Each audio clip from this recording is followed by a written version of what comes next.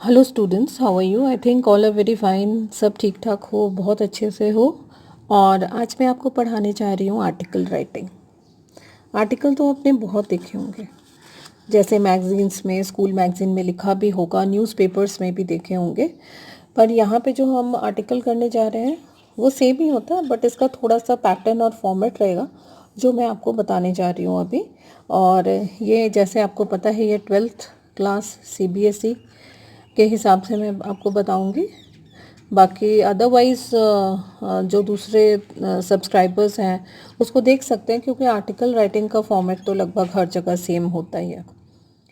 Students, आपने 11th में भी पढ़ाई की हुई है, and I think that you had article writing in the 11th class also.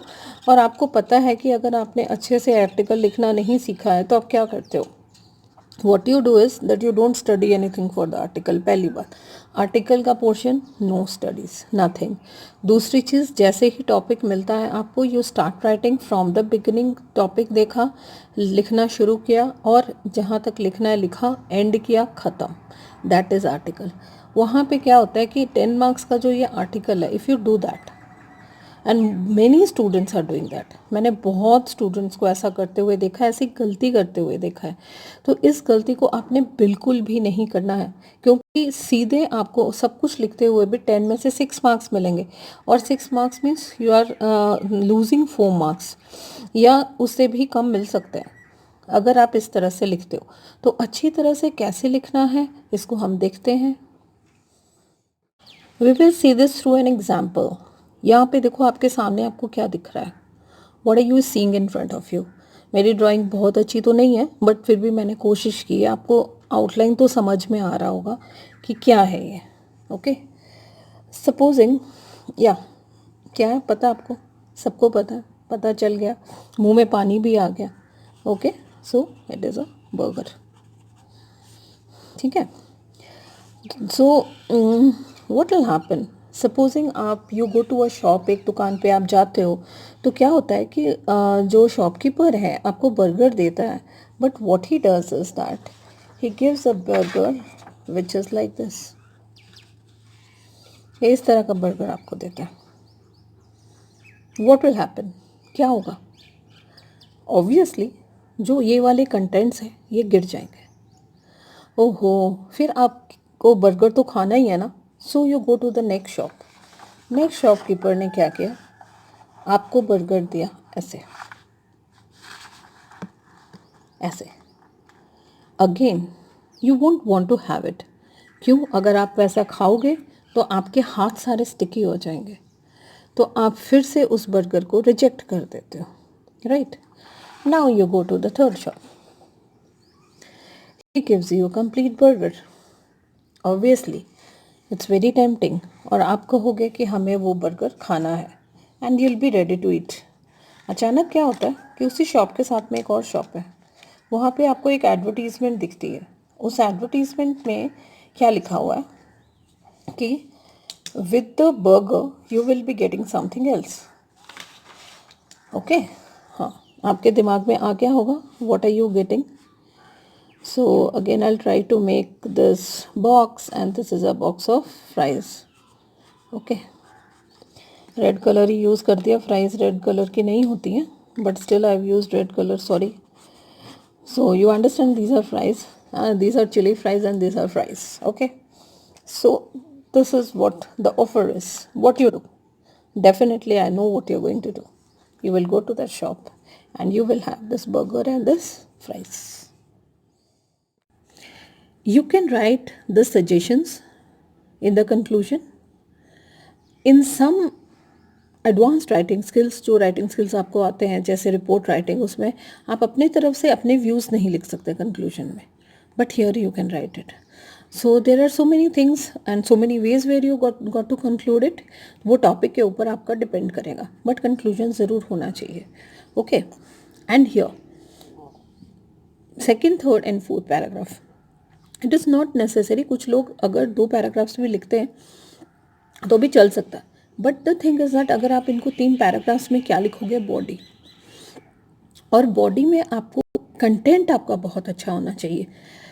बन आपकी बन गई, अब ये इसका कंटेंट, अब एक बर्गर आप एक किसी जगह से लेते हो जो 20 रुपीज़ का होता है, ठीक है, you go to a ready and you can get even 20-30 rupees burger, and sometimes you will get a very good burger that might be costing to, मतलब मैं एक उसकी बात कर रही हूँ, not the 5 stars, but it might cost from up to 200 to 300 rupees.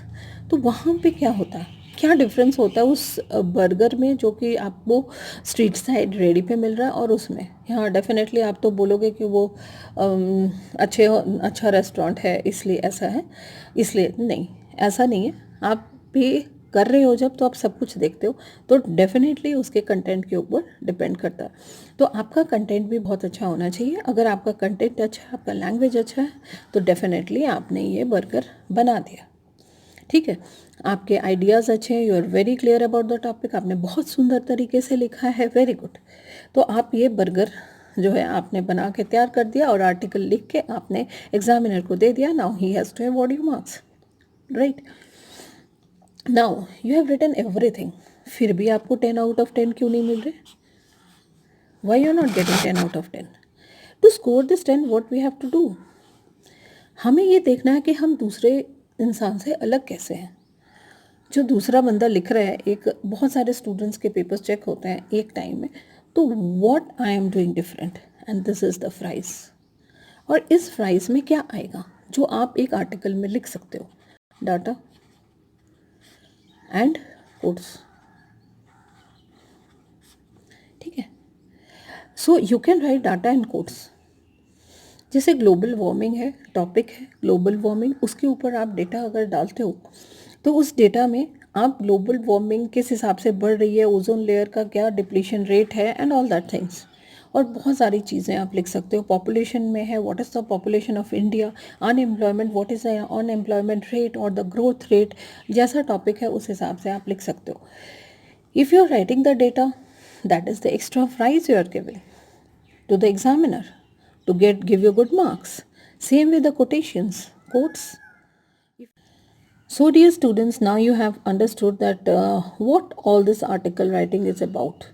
Okay, so this is the format, means article doesn't have a great format, but when it doesn't have a format, then it is even more difficult, that you know, letter writing में तो आपको पता है कि आपको क्या क्या लिखना है, डेट लिखना है, फिर ये लिखना है, फिर ये लिखना है, and that is very easy, है ना। हालांकि आपको शुरू में उसको करना पड़ता है, याद करना पड़ता है कि कहाँ क्या लिखना है, बट अल्टीमेटली वो बहुत ईजी है।